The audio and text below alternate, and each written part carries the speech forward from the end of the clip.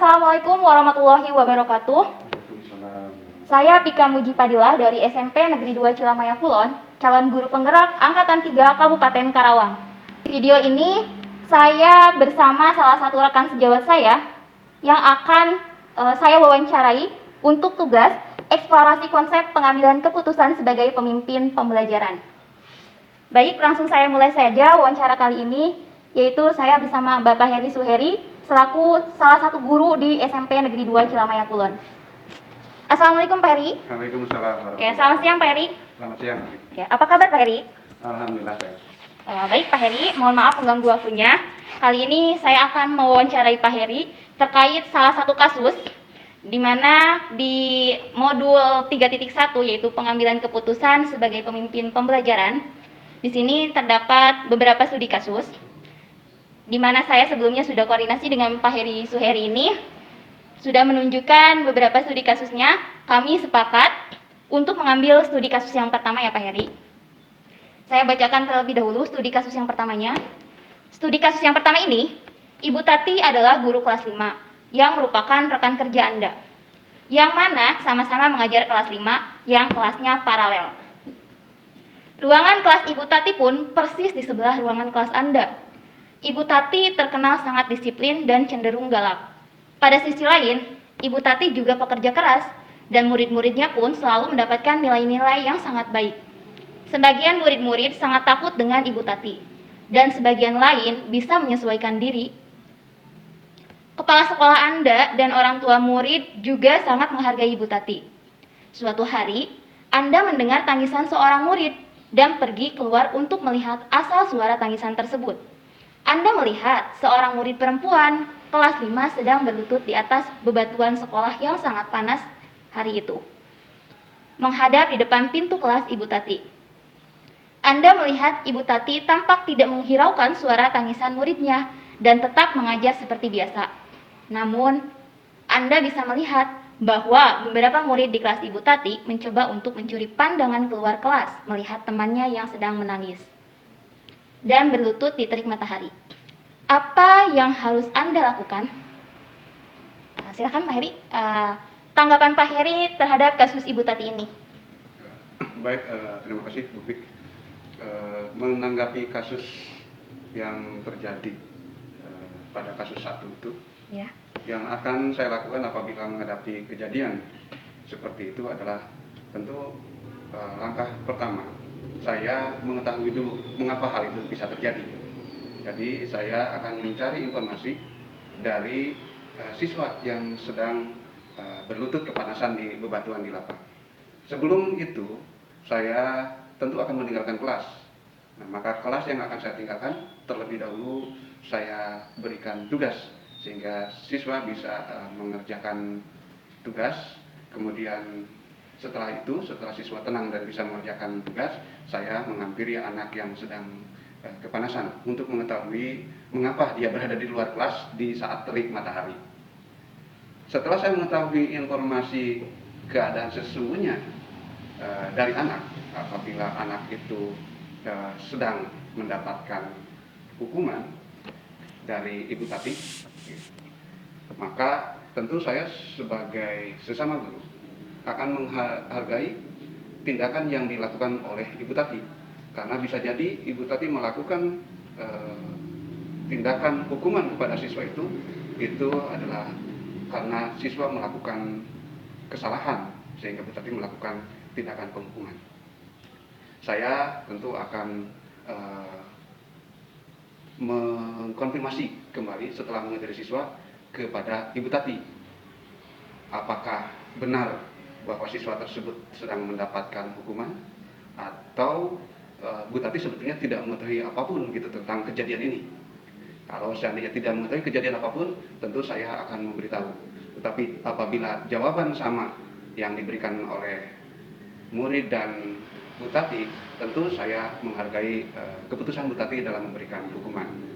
Selanjutnya, saya akan melanjutkan masuk kelas mengajar kembali.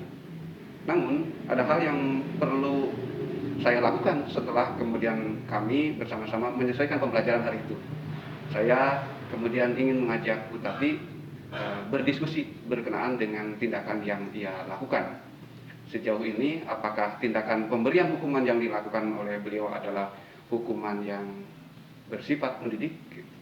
Hal itu perlu diskusikan agar kemudian kita sebagai pendidik juga sama-sama berada pada koridor-koridor pemberian hukuman punishment yang berada pada batas kewajaran serta hukuman-hukuman yang bersifat mendidik.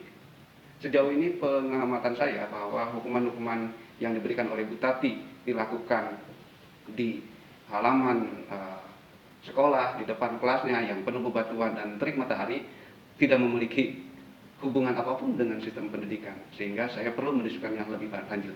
Dan apabila saya berkesempatan memberikan masukan serta berdiskusi, maka saya akan memberikan saran dan masukan sebagai sesama guru apa punishment yang harus dilakukan atau kemudian hukuman yang harus dilakukan terhadap siswa, sehingga seyogianya hukuman itu harus lebih bersifat mendidik. Mudah-mudahan dengan diskusi yang dan komunikasi yang terbuka, nanti arah punishment dan hukuman dari guru kepada murid itu bisa lebih jelas gitu hukumannya. Yang tadi saya katakan lebih kepada hukuman yang bersifat mendidik. Demikian kira itu. Oke, baik Pak. Ketika murid di kelas tersebut mempunyai kesalahan, berarti kita juga kan tentunya sebagai guru tidak bisa menghukumnya secara langsung ya. Apalagi di pendidikan saat ini itu lebih mengedepankan berpihak pada muridnya Pak ya. Ketika murid tersebut mempunyai kesalahan, berarti kita lakukan yaitu segitiga restitusinya. Oke, baik Pak. Selanjutnya, sini ada pertanyaan kembali Pak. Apakah guru lain dapat menginterupsi di mana saat itu ada guru lain yang memiliki kewenangan atas kelas yang dipimpinnya? Masih terkait kasus Ibu Tati ini Pak. Ya, menurut hemat saya bahwa setiap guru itu memiliki kewenangan terhadap yang dikelolanya, kelas yang diajarnya, sehingga tidak perlu kemudian mencampur mencampur urusan masing-masing kelas. Pengelolaan kelas itu diserahkan kepada guru yang mengelola kelas ini. Perlu dicatat bahwa diskusi itu bisa jadi muncul, gitu, memungkinkan lebih panjang apabila memang hukuman yang diberikan Ibu Tati bisa jadi berasal dari kesepakatan kelas yang telah dibentuknya. Bukan tidak mungkin kalau Bu Tati telah melakukan bahwa itu merupakan hukuman yang sudah disepakati oleh kelasnya terhadap sesama warga kelas, siswa dalam hal ini, yang kemudian apabila melakukan pelanggaran tertentu, kemudian hukumannya seperti itu, maka tentu kita sangat menyerahkan hal itu kepada kesepakatan kelas dan kewenangan kelas, guru yang memiliki kewenangan mengelola di kelas tersebut. Demikian Pak. Baik Pak. Ya, itu juga balik lagi ke kesepakatan kelasnya ya. Mungkin Ibu Tati juga sudah membuat kesepakatan kelas bersama murid di kelas 5 ini. Tentunya kita juga tidak mengetahui apa isi kesepakatan kelas yang telah dibuat oleh Ibu Tati bersama muridnya. Baik Pak, dalam kondisi ini apa yang bisa Bapak lakukan jika menghadapi situasi kasus Ibu Tati ini terjadi di lingkungan sekolah ini? Yang saya bisa lakukan, yang pertama adalah seperti yang saya sampaikan tadi, itu komunikasi dan diskusi. Komunikasi dan diskusi itu penting agar kemudian di antara kita, saya dan Ibu Tati atau sesama guru, itu saling mengetahui duduk persoalan yang sesungguhnya, sehingga tidak saling menerka, apalagi saling menyalahkan sesama guru. Dan itu perlu dijaga, apalagi kemudian di depan siswa, sehingga kasus tadi pun saya tidak berani menyampaikannya di depan kelas, karena bisa jadi itu kesepakatan yang sudah dibentuk, yang sudah dibuat oleh Ibu Tati dengan siswanya. Diskusi itu terus dikembangkan agar kemudian saya dengan Ibu Tuti sesama pendidik itu kembali lagi bisa mengetahui arah memberikan pendidikan kepada siswa, gitu, sehingga kalau tadi itu hukuman seperti mana, seperti apakah yang kemudian bisa diterapkan kepada siswa, dan itu lebih bersifat mendidik, memberikan pembelajaran kepada siswa, bermanfaat juga kepada siswanya untuk perbaikan ke depan, sehingga tidak lagi hukuman itu menjadi hukuman yang memberatkan atau kemudian malah kemudian timbul rasa kebencian kepada siswa, kesadarannya malah menjauh dari kesadaran bahwa ini adalah perbaikan bagi dirinya.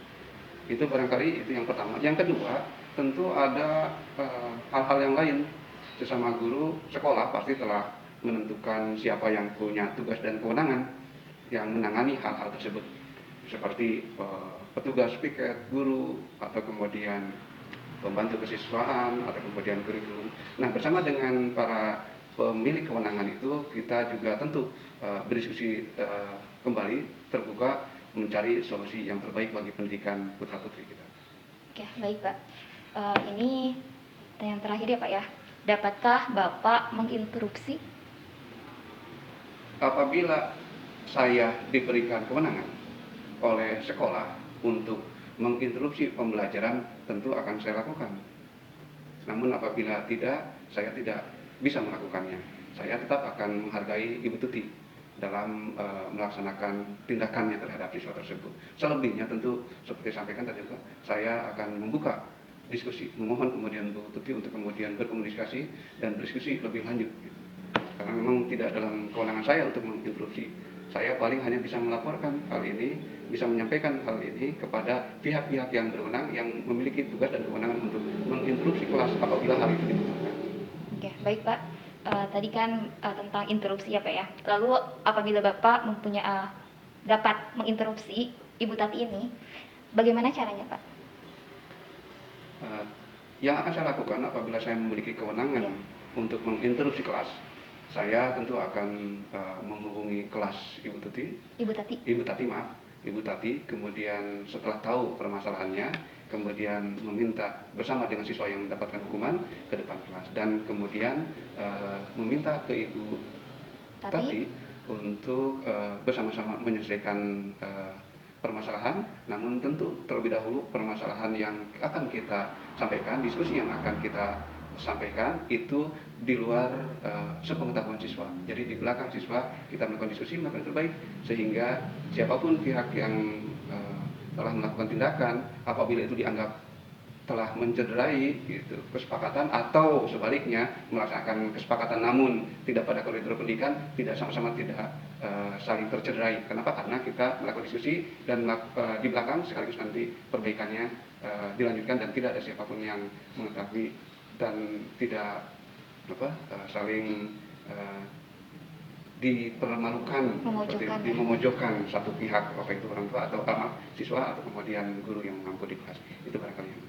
Oke, ya baik Pak. Jadi studi kasus yang pertama ini kan tentang dimana Ibu Tati ya. Ibu Tati itu dia tegas ya Pak ya orangnya, cenderung galak ya, namun dia sangat disiplin. Berarti beliau juga yang seharusnya ketika ada murid yang melakukan kesalahan, beliau itu menggunakan segitiga restitusinya ya Pak ya, segitiga restitusinya. Kemudian menanyakan kembali apakah ada kesepakatan kelas yang dibuat oleh Ibu Tati ini, apakah murid tersebut melanggar kesepakatan atau keyakinan kelas yang telah dibuatnya.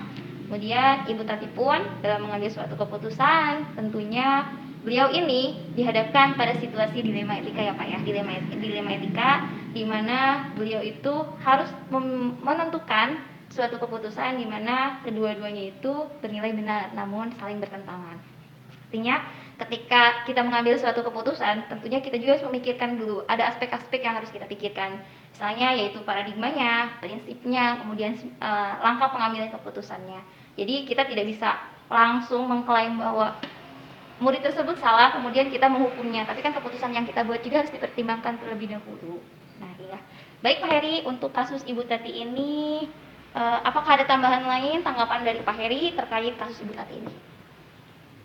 Yang ingin saya tambahkan barangkali inilah perlunya kemudian membuat kesepakatan kelas, sehingga siapapun, pihak manapun setelah mengetahui tidak ada yang merasa tercederai, karena itu merupakan kesepakatan yang sudah disepakati oleh kelas, dengan catatan bahwa kesepakatan apabila dalam bentuk hukuman, tentu hukumannya diberikan koridor-koridor yang lebih bersifat mendidik.